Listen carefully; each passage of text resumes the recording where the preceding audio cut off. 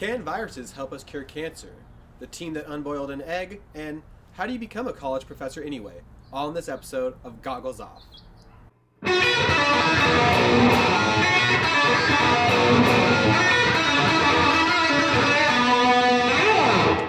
All right, Cool. everybody, welcome to another episode of Goggles Off, the show where I get outside of the lab to talk to scientists about their lives and their research. I'm your host, Brandon Milady, and today I'm joined by Professor Gregory Weiss. Dr. Weiss, how are you today? Good. Thrilled to be here. Thanks for the invitation. Yeah, thanks so much for coming. This is the first professor on Goggles Off, so this is going to be, Wow. Probably the episode I'm the most excited for, and this is a really big deal for me, so I'm totally fangirling over here. I just kind of want to give the audience a little bit of background into your education. So you completed a bachelor's in chemistry at the University of California at Berkeley in 1992, and you went on to get a PhD from Harvard in chemical biology in 1997, and from there became a postdoctoral fellow at the company Genentech and finished that up around 2000. Exactly. From there, you found success at UCI as an associate professor for a little bit, and then you ultimately became a tenured professor where you now hold the title of professor in chemistry, molecular biology, and biochemistry. That's right. Yeah. Wow, that was tough because most of the time the education list isn't that long. So your CV is kind of, it's 22 pages, man. You got a lot of accomplishments. Well, that's nice of you to say, but truthfully, I've just been doing stuff I've found enjoyable all this whole time. Very cool. So now that we've kind of given a little education background to you, can you tell me a little bit about, what your lab at the University of California, Irvine does and some of the research focuses that you're exploring? Okay. Well, first, again, thanks for the invitation. Excited to talk to you about this topic. I think of myself as an inventor. I like to invent new ways of seeing our universe and augmenting our senses. We humans are kind of limited. We don't see in the UV. We don't see much of the universe that surrounds us. So scientists like myself have to go off and invent new technologies that allow our senses to experience the universe in all of its riches and learn new things about how it works. So what I want to do is I want to invent new chemical technologies that allow us to get in and observe biology at the molecular level, at the atoms and bonds level, and really understand how it works. And if we can do that, then we go in, and once we get those new technologies, then we start using them to explore biology, uncover its mysteries, and write new papers about how it works, tell the world how it works. And then we go on and invent the next thing. So that's how I think of ourselves. We're chemical inventors. Very cool. Yeah, very cool. I love that. One of your chemical inventions that kind of combines a lot of the different flavors in your lab, you got single molecule bioelectronics going, and you got early, cancer detection going, and you have, modifying bacteriophage to serve diverse, uses. The virus bioresistor that your lab kind of completed in 2018 or has been working on for the past 16 years or so. Could you speak to that a little bit? What is Sure. the virus bioresistor? Why is it, a big deal? Why do I think it's so cool? Thanks for asking. First, let me get a conflict of interest disclosure out the door first. Okay, so that technology has been licensed to a startup company that I started with my collaborator, electrochemist Reg Penner. And the two of us have a financial benefit in the company. So University of California reviews our relationship, approves it. And I even have other colleagues who check our data before we publish, just to make sure that we're not hyping the company, which would be obviously unacceptable, and it wouldn't be something I would want to do. Okay, so that's the conflicts of interest disclosure. Let me tell you about this technology that we invented. So what we came up with is this new kind of spongy material that absorbs biomolecules and also conducts electricity. And what we found is that we can incorporate benevolent, totally harmless viruses into this spongy material. And we could train those viruses to grab onto biomarkers in solution. And when they do that, it ends up changing the conductance through this material, this virus bioresistor. And what's great about this is it gives us a way of quantitatively telling how much of this disease-associated biomarker is in solution. And the solutions could be things like, blood or urine or other physiological fluids. And at the end, and it can be done really inexpensively and super fast. I haven't mentioned how fast it is, but we do sensing in 60 seconds or less. Yeah, that was one of the lines in the virus bioresistor articles that I read, and I was like, wow, 60 seconds or less. I mean, that really is point of care diagnostics, right? So you have an issue, or maybe you don't. Maybe you're just on an annual checkup and you want to see, do I have any cancer biomarkers in my blood? And so if the doctor can get you that test and that result back in 60 seconds, I mean, that's infinitely better than a colonoscopy or a pap smear or any of these kind of archaic. Another thing that stood out to me when I was reading your paper is that the cancer diagnostics field, or at least the reliable ones that are used in the, hospitals every day, have largely remained unchanged for like the past 20 years. And so that's kind of crazy that a new technology hasn't come and made it easier. So I completely agree.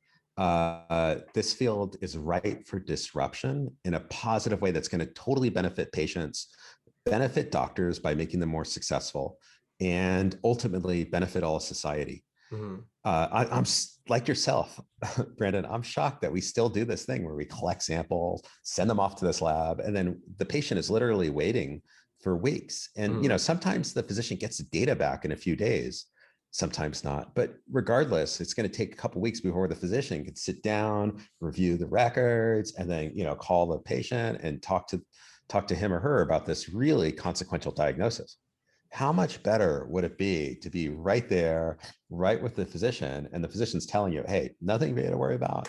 That checked out, levels are normal. We're going to look at it again in a few months. Okay. Oh, and by the way, this whole thing cost you $20 or something like that, because it can also be made really inexpensively. That Yeah. would be so much better. And that's the revolution I want. Yeah, and it's crazy because, a pap smear or a colonoscopy is kind of something so invasive and, kind of dreaded by, I don't want to get a colonoscopy anytime soon. No. And so, you're less likely as a patient to, get that colonoscopy and, get that result, even go into the doctor to get that because it's, kind of scary or adverse. And, with a simple, if I could just give you a mil of my blood and you could tell me 60 seconds if I, am at risk or, if I have cancer or something of this nature, that would be a game changer in the community, obviously. So I totally agree. That's what's made me run to work every day for the last 16 years or so. But I'm totally with you. So patients feel very strongly about these types of tests. And so there's a big problem with compliance of just getting patients back. And I'll give you one quick example of this.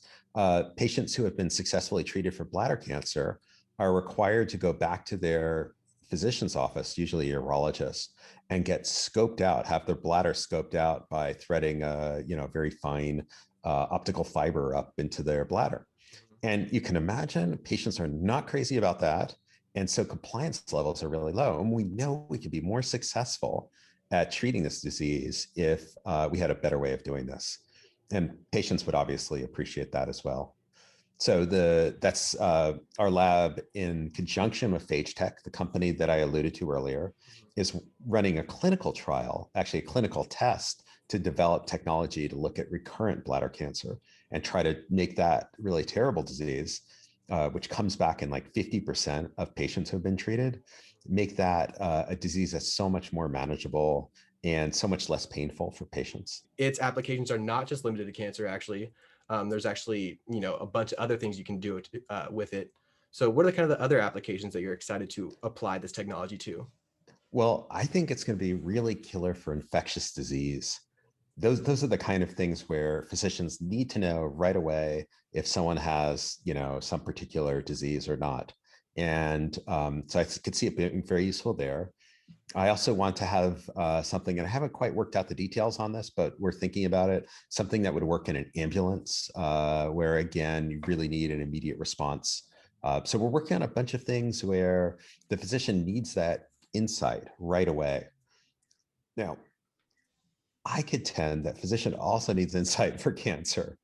I could tell you as the spouse of a cancer survivor that waiting 2 or 3 weeks is just completely unacceptable. The patients are stressed out of their gourds, unnecessarily so, right? It's just they're stressed out because that's the way our system is.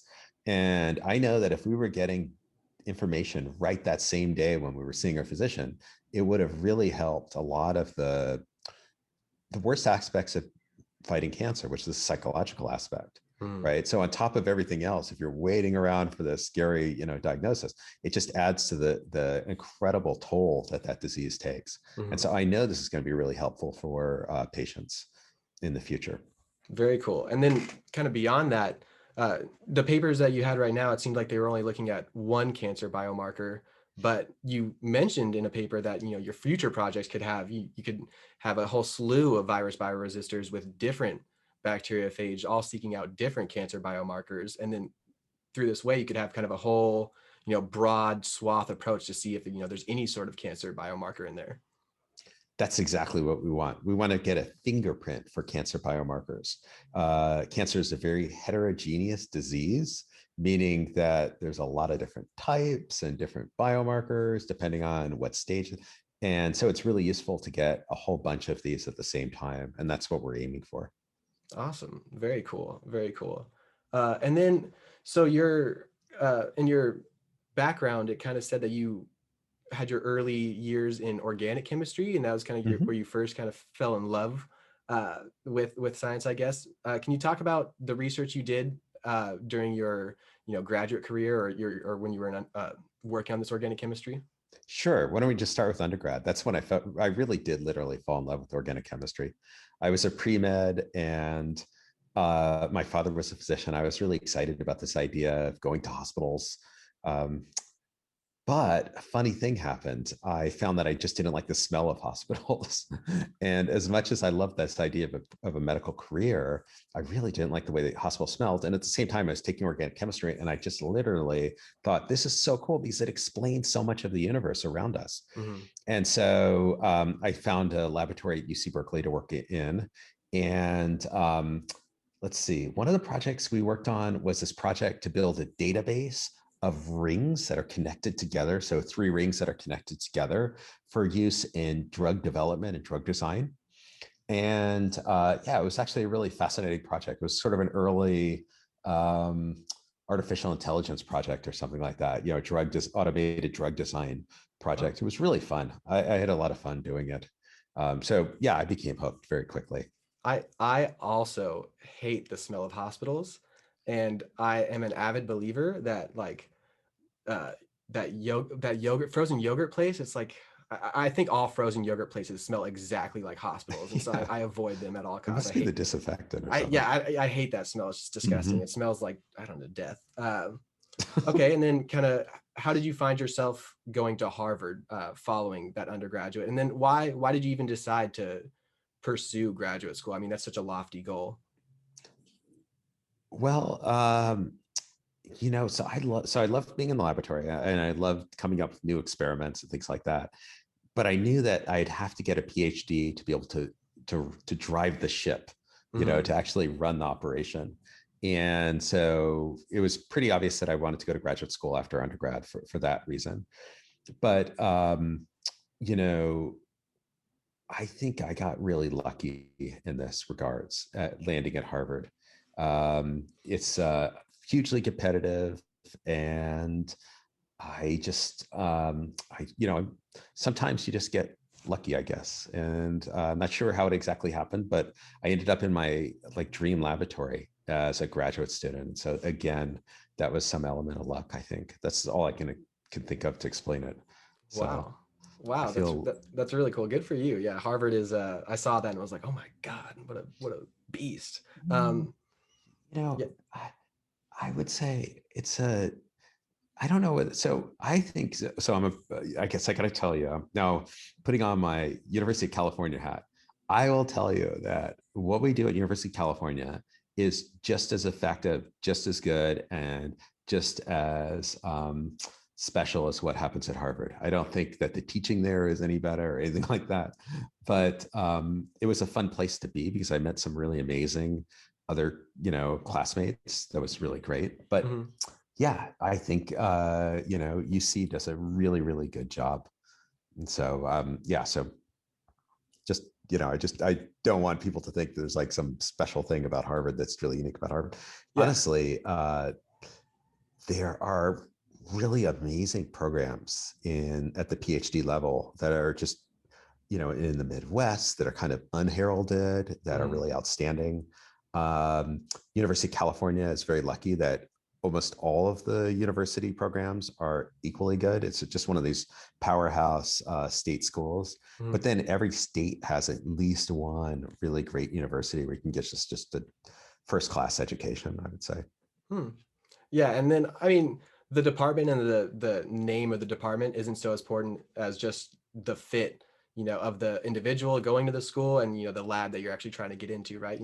If the school 100%. if the school does exactly what you're looking to do and that's exactly fits perfectly, you're going to be happy and you're going to have a good time. You're going to perform to your maximum, and if you go to Harvard or whatever and you hate what you're doing, then you're probably not going to do so well. So it's all about fit, I think. Couldn't But agree more. yeah. And I do like the word happy that you use there, because the truth is, if you run to work every day and you love your project and the people you're working with make you, have a sense of joy for what you're doing and feel worthwhile, then you're going to be so much more successful, right? You're going to want to go home at the end of the day and keep reading about it and keep doing it. And it'll drive you to better heights, to be more creative, to be more resourceful. And so all those things are just reasons why I think, the fit is everything in choosing graduate school, and not really about the name or the location or anything like that. And it should really all be about who you end up working with. I think that's the second thing I said after you asked about Harvard is, oh yeah, I worked for my dream professor. That's the key, is like, who do you get to work with? Or how much are you going to learn from this individual that's going to, carry you for the rest of your career? So that becomes really, to my mind, the single most important decision after being an undergrad is, who are you going to work with next? And then after that, when you do a postdoc, same deal. Who are you going to work with next? Yeah, and then kind of going off that, why did you choose to then do a postdoc? And then why did you choose to do the postdoc at Genentech as, kind of an industry as opposed to, more of an academia postdoc? Because, those are kind of the two paths after the PhD, right? Or the traditional, I mean, there's a bunch of paths, you could do whatever, but, academia and then industry are kind of like the big main ones. Yeah, great question, Brandon. This was a really tough call, but I wasn't totally sure what I wanted to do after I got my PhD. I wasn't sure if I wanted to go to a startup company, big pharma company, or back to academia. And I was having a very frustrating PhD. That last couple of years of my PhD, it was sheer frustration. And I remember, for example, I was doing this experiment where I was collecting these tiny little beads with compounds on them, pharmaceutical compounds. And at some point, someone opened the door to the laboratory. This like gust of cold, icy cold, wintry air blew in, and all of my tiny little beads went flying up in the air and down on the ground. And so I had to do an extraction off the ground to find all these little polystyrene beads. And I was thinking, there's got to be a better way to do this. And I was looking for a better way. And I found this technology called phage display, where instead of displaying the things on polystyrene beads, instead you display the molecules on viruses. And the great thing about viruses is they encapsulate DNA. So all of the encoding information is right there for you right when you need it. And so I found that really beguiling. And I found that one of the top practitioners of phage display was this really outstanding scientist named Jim Wells. He turned out to be at Genentech. But at this point, I was so excited about this idea that I would have followed him to University of Alaska, Fairbanks, or wherever to learn from the master how to do this technology, how to do this technique, and how to apply it. So that's how I found myself at Genentech. And honestly, that was a fantastic place to do a postdoc. It turned out to be just an awesome place. Wow. Yeah, I mean, I've always looked at Genentech and like, oh man, I want to go there. That place seems so incredible. Maybe at some point in my career as well. I highly recommend it. It's a really innovative place. And that's the thing. These days, some of the most innovative science is being done at these pharmaceutical companies. So if you could find the right position, and I'm not saying all the positions are the right ones, but if you can find that right one, you could do incredibly creative, innovative, and path-breaking science and publish some amazing papers along the way, and also have a real blast as well. Awesome. Okay, now this is, I'm sure, what every listener is going to be curious about. I'm super curious about this question. How does one go from postdoc how does one get into an associate professor position and then ultimately a professorship position? I mean, that must be so hard. Could you speak to that a little bit? Sure. Well, first, quick correction. I went to assistant professor and then associate professor. Gotcha. Okay, so Sorry. you have to, there's a, universities are a very hierarchical place. There's a whole ranking here. So I Mhm. don't want anyone to think that I skipped this rank. Anyway, so yeah, so um, I think one aspect of this is why did I want to, I was having so much fun at Genentech. Honestly, it paid pretty well. They kind of let me do whatever I wanted. I published like 10 papers in 2.5 years. It was just so much fun. Why did I want to go and become a teacher or, return to academia? And the straight answer is I just love teaching. I love standing in front of a classroom, talking about organic chemistry. Also, I love the energy that arrives on campus each spring when a new class of students arrives. I just find it incredibly invigorating. So this was another one of those tough calls in my career, but Mhm. I'm really glad I did it. So I applied for academic positions, and I think your question indicates some great trepidation that I had, which is why would anyone take seriously an application for an academic job coming from someone who is happily ensconced in industry? And I could tell you, one of the questions I got asked was, well, if you're so great, why doesn't Genentech just offer you a position? Why isn't Genentech trying to keep you? And the short answer is Genentech has a policy of not hiring its postdocs, or at least they did at the time. So anyway, I applied to a bunch of places. Back in those days, we actually wrote applications on paper. Wow. And I dropped them in the mail. I sent out like 60 of these things, and I was kind of blown away that a whole bunch of interviews started coming up, and I went to some incredible places. But at my heart, the thing I love most is the University of California and this public institution, because I really believe in our mission of educating everyone, educating the students across all different classes, across all different backgrounds, ethnicities, races. I love that aspect of University of California. And I was just thrilled when I started getting interviews at UC schools, because that was always my dream. My dream is what I do now, actually, because I think that what University of California represents is a shining example in academic, in academia. Anyway, I'm starting to wax poet rhapsodic, kind of off topic, but No, no, I it's all. really, yeah. So in answer to your question, it was a very, very tough call. And I think the fact that I published a bunch of papers was kind of a calling card Mhm. that gave me credibility. The other thing is Jim Wells, my advisor, was pretty well known. He had published some amazing, amazing papers, even before I, actually well before I started working for him. He was an established, phenomenal scientist. So that helps as well. That kind of opens some doors as well. And then, the single most important thing is you come up with these proposals. And I think my proposals were pretty unusual because I wanted to combine chemistry and biology and Mhm. specifically use viruses to explore chemistry. Very cool. Very cool. Um, you Thanks. you mentioned that you're, now living the dream, as it were. And I'm curious, when did the dream start? When did you, first know that you wanted to be a scientist? Like how did it kind of, get on your radar? Why not any other career? And why not astronaut, firefighter? How come you settled on scientist? Well, I think I have to go back to second grade. In second grade, I just loved digging in dirt and sand. And someone told me that, oh, you can dig up dinosaur bones. Someone made a joke like, oh, are you looking for a dinosaur fossils or whatever? And I learned about being a paleontologist. And so ever after that, I told people I wanted to be a paleontologist. And at some point, I stopped liking dirt so much, which I think is probably just as well. And I started thinking about being a neurochemist or something neuro. But my entire life, I've always wanted to be a scientist. I've always really I've had a lot of affinity for chemistry in particular, just because it's a reductionistic science, in the sense that you learn a few simple rules, you learn about the periodic table, and then you can use that to explain so much. And I find that whole concept really beguiling. I like this idea that there's sort of a set of simple rules, thermodynamic laws, things like that, Mhm. that run the universe. And if you master those, then you have this really powerful set of tools to explain the universe.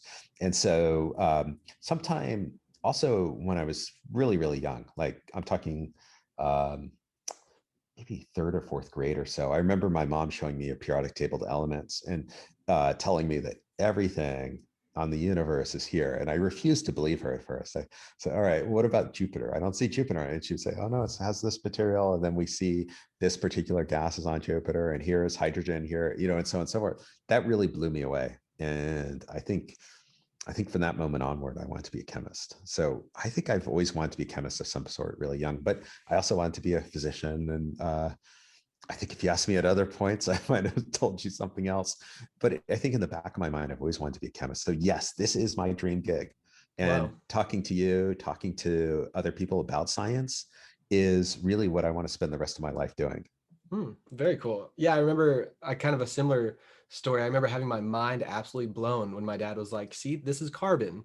Mm, Everything alive has this in it, like is made out of yes. this. And I'm like, what? Like, why is this so special? And I remember just kind of like platforming off that and Hmm. learning about the universe and staring up at the stars and stuff. And it just is so great. And chemistry, I really love because I found myself, it wasn't like I needed to memorize a whole bunch of things. I didn't really need to, Hmm. constantly be like retrieving memories. It was more of, like you said, I learned a set of rules and then I learned how to think based off those rules. And so when I was taking a test or something like a final, I wasn't like, oh, I had to, remember what that page looked like of my notes, because it was like, oh no, I'm just thinking. I just have to Right. think, with the rules that I have at my disposal. And it was always so great and so rewarding. Chemistry is, yeah, I love chemistry as well. It's the best. That's awesome.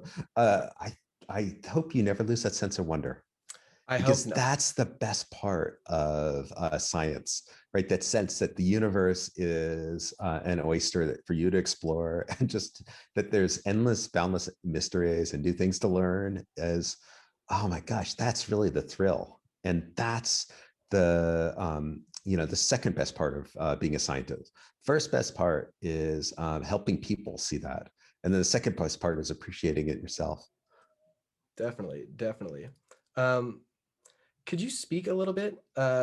We obviously met at a graduate school interview. So I was interviewing at the University of California at Irvine, and I Hmm. was really interested in bacteriophage. So I requested to talk to you, and I think we had a great conversation. We hit it off. Absolutely. Yeah. It was Obviously, you're here highlight hanging, of the recruiting season this right? year. You're hanging out with me now. But I really want to try to help, people in a similar situation as me, maybe applying for a PhD, kind of know what someone in your position is looking for. What would attract you? What would be, a knockout interview? Something that, qualities you're looking for in a potential, PhD candidate. Okay, great question. I feel like I'm going to give away some secrets, but that's okay, because I know your reviewers or your listeners are exactly the awesome, talented future scientists that we want to attract to our program. The single most important thing I look for in candidates is passion. I can teach you everything else that you need to know. I could teach you about, thermodynamics, kinetics, whatever you need to know. We could sit down and explain it in really simple terms, and you'll figure it out quickly. But I can't teach you passion. Either you have it or you don't. And if you don't have it, this is going to be a tough 4 or 5 years as a graduate student, and an even tougher career thereafter.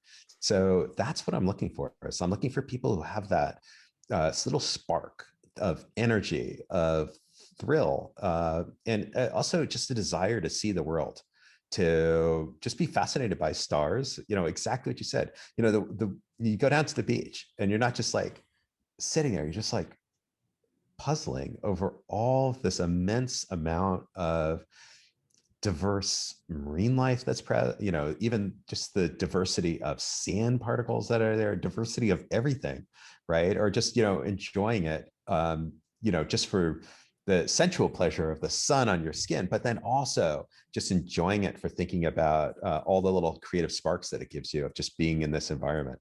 So that's what I'm looking for. I'm looking for people who in any situation are applying all of their senses, sight, of course, but then also even smell and feel and deep, deep observation, that ability to see the universe and really extract out of it more than the average person.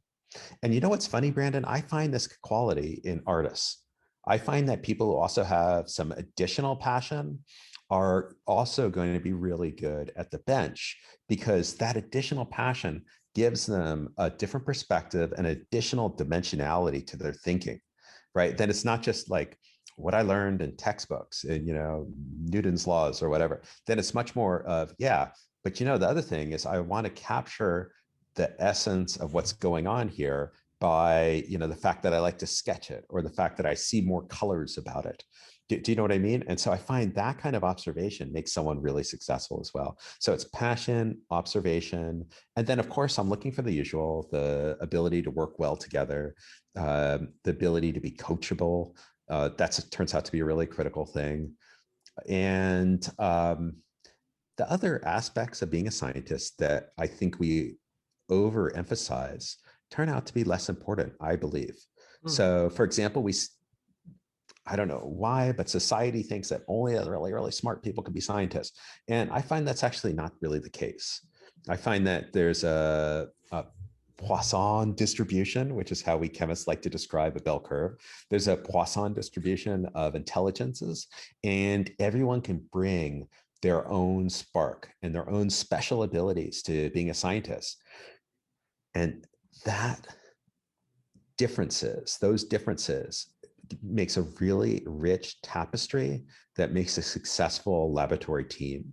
And so what I'm looking for to fill out my team is people who have diverse skill sets, who have a real passion for the stuff, who are interested in combining different disciplines in disciplinarity,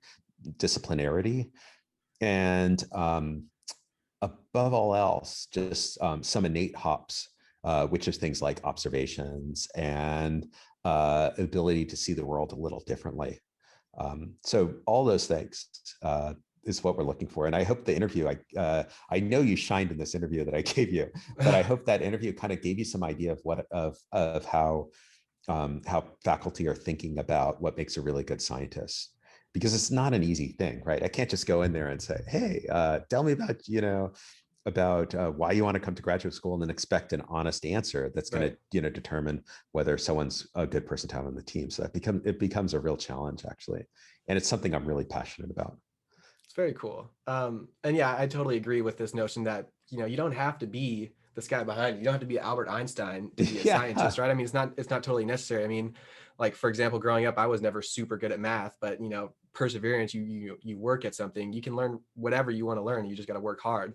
And so I yes, think I think hard work is a much, bigger indicator of success. And then also, your ability to fail. I that's often call right. myself a professional failure because I go into the lab and I'll do an experiment and it won't work, and it'll happen 10 days in a row it won't work. And if you're the kind of person that'll get really upset, and that'll throw a wrench in your whole day, and you'll start taking out on your lab team, and you'll start feeling bad about yourself, that's going to slow your progress. But if you can stay relaxed and calm and just know that you just got to you got to learn from that failure and adjust and then fix it, and then boom, success. And once you get that success after all those failures, it's all the more sweet. So Agreed.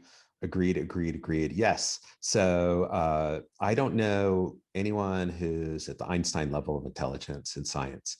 I actually know a few people who were probably at that level who dropped out of science, because in some ways science is super frustrating, right? You have a lot of failure. And so I mhm. agree with what you said. A key attribute for successful scientists is the ability to pick yourself up, do it again, tweak the variables a little bit, hope that this time it's, and then do it again and do it a bunch of times. Almost never works the first time. So yeah, I agree 100% with everything you said just Yeah, now. never works the first time. But actually, you did one experiment which I kind of wanted to touch on. I don't really want to beat a Mm-hmm. dead horse to death because you've talked about it so much. You kind of found internet success with it. But this idea of leading the team that unboiled an egg, that was Oh, a cool. project that seemed to work out right away. Can you describe that a little bit? What was that Sure. about? Sure. So um, I guess the origins of the project go back to a trip I had in Australia. I was traveling for business. I was consulting for a company in Australia, and I had some extra time. So I looked up one of the best universities in Perth, Australia, University of Western Australia. And I just went around and started meeting faculty there.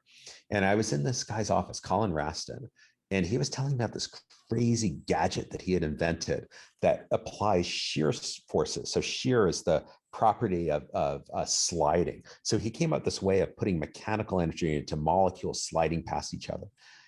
And I was sitting there wondering, what am I ever going to, how much longer do I have to? And then all of a sudden I realized, wow, that's exactly what I need for my problems back in my lab, because I knew that my lab was having trouble folding proteins. We'd express proteins in E. coli, and instead of coming out as soluble, correctly folded proteins, which are really beautiful, instead they were coming out all tangled together as gloppy messes. And, within 15 minutes, Colin and I had this great collaboration. We've been collaborating and good friends ever since. It's been awesome. But, so getting back to the unboiled an egg, it's sort of a protein folding problem. When you boil an egg, what you're doing is you're taking the nice liquid raw egg and the proteins in that raw egg. And as you probably know, eggs are very high in protein. So those proteins are getting heated up. And when they heat up, they unfold and then they tangle around each other to the point where they become this mess. And it's this, opaque globby solid.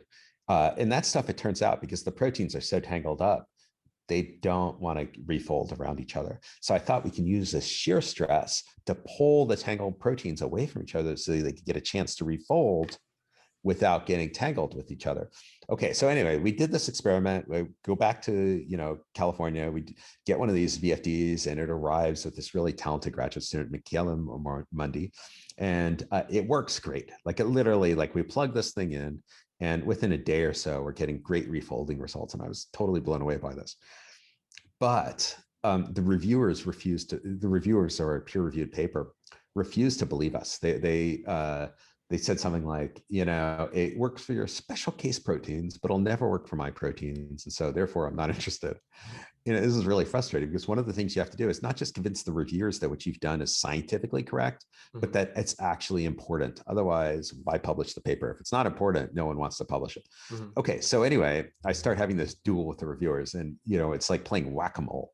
They would propose a protein, we would do it, and they'd say, oh, try it on this other one. That's not enough. And finally, after a bunch of these going back and forth, one day I was walking to work and I was kind of in a huff because I was thinking about these reviewers and, muttering to myself.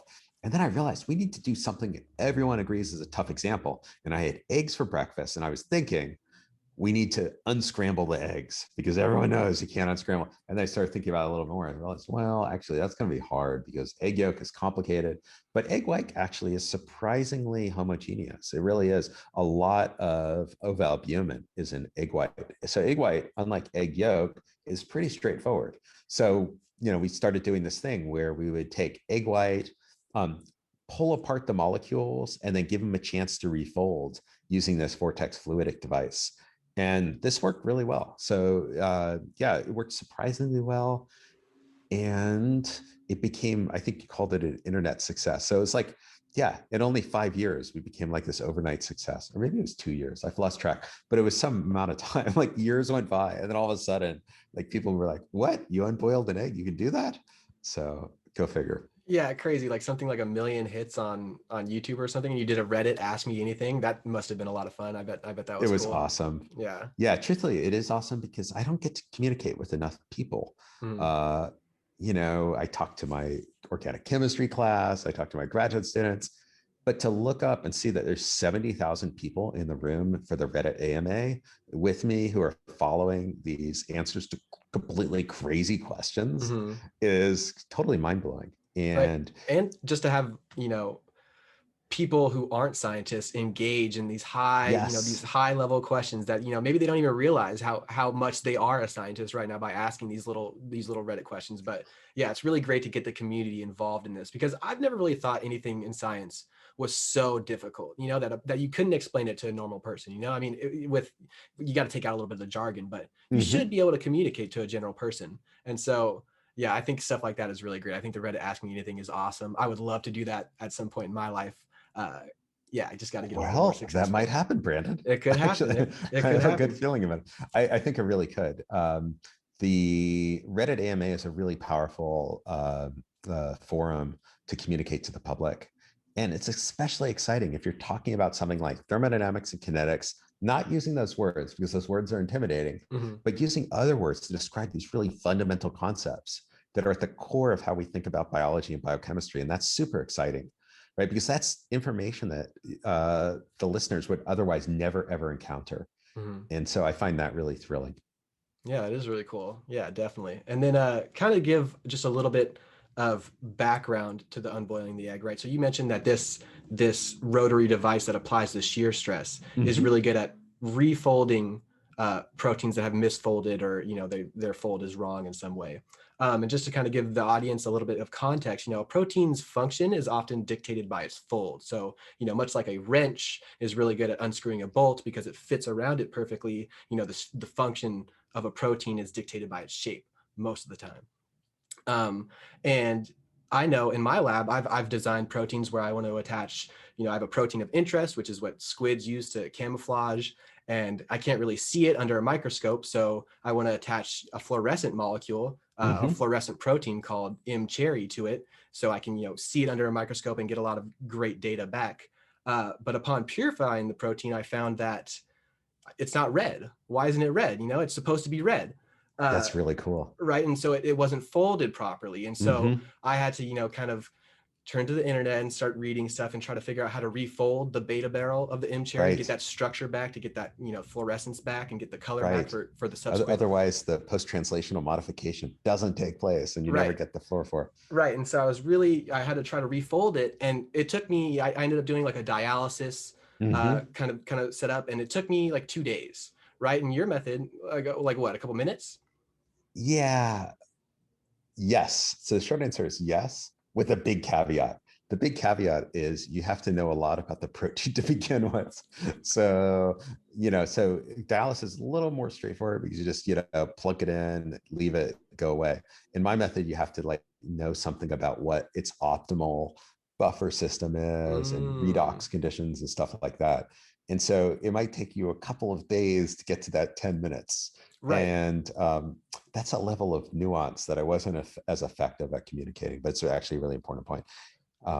So yeah.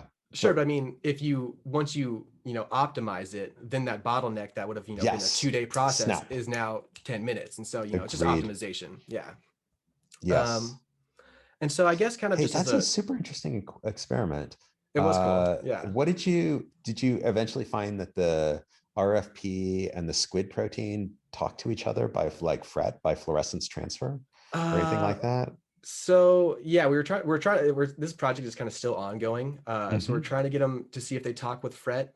But what we were really trying to use it for is I was trying to attach some of the squid protein to M-cherry, which will give you that red color, and then also separately to EGFP, which is going to give you the same basic protein, but it'll give you a green color. Right. And what I wanted to see is because my protein will undergo in a oligomer, so it'll just be one protein, and then it'll associate with a bunch of itself to make a larger multi-protein complex. And so I was curious if I take if these proteins add kind of like a jawbreaker, so you have the inner shell and then another shell adds around, another shell, or if I were to add more protein, right? So if I had a red shell and I add the green, does the green just come around, or does it actually reform the whole assembly and then get intermixed throughout? So that was kind of the question. So it's a mixing question. Yeah, it's a mixing question. That's neat. So that's still going on. But yeah, it was really fun. Anyway, we're kind of running out of time, mainly on my end because I have to go to another meeting. But I wanted to ask you, just going forward, any advice you might have for a young scientist just starting their career or, thinking about getting in the field. What are some things that you would want to say to someone like that? Well, the most important thing I could tell you is you have a really bright future as a young scientist. This is a super exciting time to be doing science. And I can't think of anything more thrilling on the planet to do than to be inventing new things and observing our universe. So that's the first thing. Okay. Second thing is get used to reading fast. There's actually a book that you can get on reading fast, and then just start doing it. Like the more you read, the better.